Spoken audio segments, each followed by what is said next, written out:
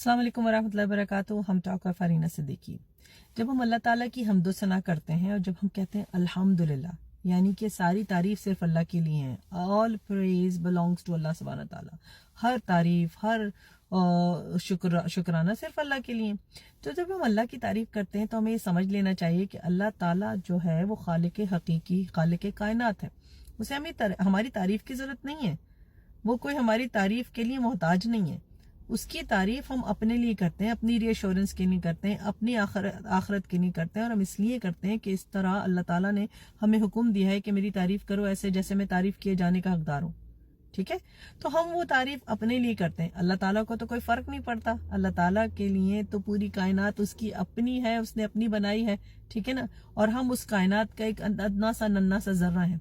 लेकिन क्योंकि हमें अल्लाह ताला ने बताया है कि हमें उसकी तारीफ जरूर करनी है, उसका शुक्राना जरूर करना है, उसकी फर्माबरदारी जरूर करनी है और कंप्लीट सबमिशन जरूर करनी है, तो ये सब करने से हमारी अपने लिए, हमारे अपने हक में अच्छा होता है। अल्लाह हमारे लिए मोहताज नहीं है, उसने तो ये सारी कायनात बना दी, हमारे लिए बना दी और अब बाकी सब तमाम मखलूक के लिए बना दी।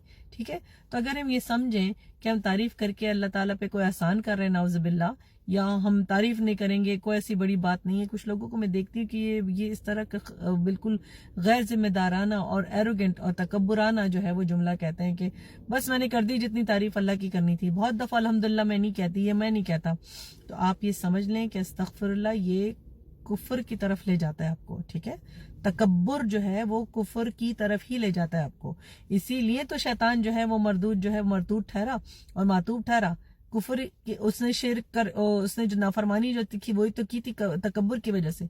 उसने यही तो कहा था ना कि ये इंसान जो है ये तो मिट्टी से बना हुआ है और मैं तो आग से बना हूं, तो मैं तो उससे सुपीरियर हूँ। ठीक है, मैं क्यों सजदा करूं? ठीक है, जबकि अल्लाह ताला के अपने हुक्म की वजह से सजदा करने को कहा गया था ना तमाम फरिश्तों को। अल्लाह ताला ये तो नहीं कह रहा था ना कि मैं जो कुछ लोगों को कुछ को कह रहा हूँ सजदा करो, कुछ को कह रहा हूँ सजदा करो। उसने कहा तुम सब आदम को सजदा करो और मेरे हुक्म की वजह से सजदा करो। आदम की बड़ाई की वजह से सजदा नहीं करवाया था, आदम को बड़ा बताने के लिए सजदा नहीं करवाया था, अल्लाह के हुक्म की तामील में सजदा करवाया था।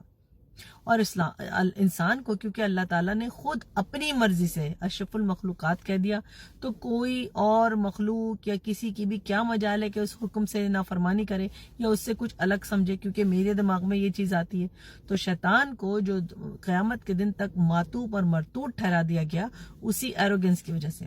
तो ये सोचिए कि एक दफा अल्लाह को सजदा करने से इनकार नहीं किया था उसने, अल्लाह के हुक्म पे अल्लाह की बनाई हुई किसी दूसरी मखलूक को सजदा करने से इनकार किया था। तो ये सोचें कि अगर हम इस गुमराही में हों और अल्लाह ताला की नाफरमानी रोज करते हैं और अल्लाह ताला की हमदो सना भी नहीं करते, तो फिर हम कहाँ ठहरेंगे। याद रखिएगा, जुमे का दिन है, अस्कार की ज्यादती कर लीजिए। ठीक है, सूरह कहफ जरूर पढ़िएगा। ठीक है, और उसके साथ ही साथ बेपनाह रसूल पाक सल्लल्लाहु अलैहि वसल्लम अल्लाह ताला के आखिरी पैगंबर पे बेपनाह दुरूद सलाम भेजिए। अगर ये वीडियो पसंद आई हो तो जरूर शेयर कीजिएगा और अपने जितने भी सुनने वाले हैं और इस चीज से फायदा पहुंचने वाले उठाने वाले लोग हैं, अगर आप समझते हैं तो उनसे जरूर कहिएगा कि इसको लाइक और सब्सक्राइब कर लें, मेरे टिकटॉक और IG को। अस्सलाम वालेकुम वरहमतुल्लाह।